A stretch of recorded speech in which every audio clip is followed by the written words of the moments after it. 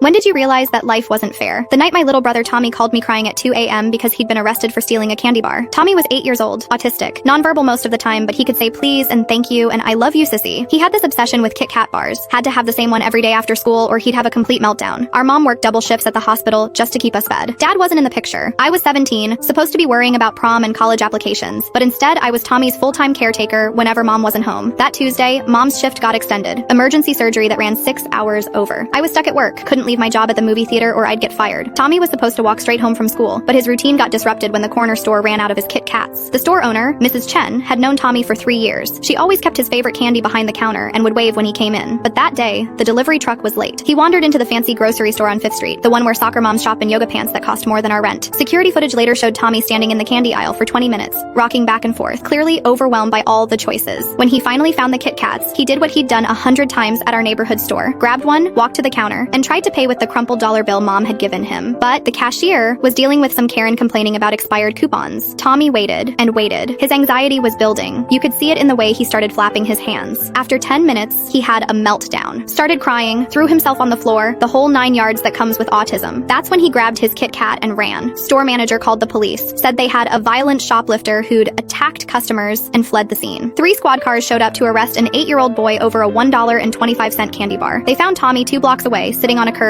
eating his Kit Kat and humming to himself, completely unaware that he'd done anything wrong. Here's the kicker. While they're handcuffing my little brother and putting him in the back of a police car, Madison Pierce walks out of that same store with a purse full of stolen makeup. The manager waves and tells her to have a nice day. I found out later that Madison had been shoplifting from that store for months. Designer makeup, expensive wine, jewelry, hundreds of dollars worth of stuff. The manager knew. The security guards knew. But Madison's daddy was building the store's new expansion, so they looked the other way. Tommy spent 6 hours in juvenile detention because he couldn't communicate that he tried to pay, had a complete breakdown, having back-to-back panic attacks that left him exhausted and shaking. Meanwhile, Madison posted Instagram stories that same night, showing off makeup I later recognized from the store's security footage. Mom had to take 3 days off work to deal with Tommy's court hearings. We couldn't afford a real lawyer. The prosecutor wanted to make an example, talking about repeat offenders, like Tommy was some hardened criminal instead of a scared little boy who just wanted his Kit Kat. The whole time, Tommy kept asking me why the police were mad at him. He didn't understand what he'd done wrong. In his mind, he'd tried to pay like mom taught him, just like always. 2 months later, Madison got caught red-handed stealing a $300 perfume set. Store manager called her daddy instead of the police. She got a stern talking to and a ban from the store that lasted exactly 1 week. The same week, she posted about her shopping haul from 3 other stores in town. Tommy got 40 hours of community service and mandatory anger management classes. He was 8 years old and couldn't even tie his shoes properly, but somehow he was the one who needed to learn about consequences. The community service involved picking up trash in the park where he used to play before all this happened. The judge said the system had to be fair to everyone. That's when I learned fairness is just a word rich people use when they're explaining why poor kids deserve what they get.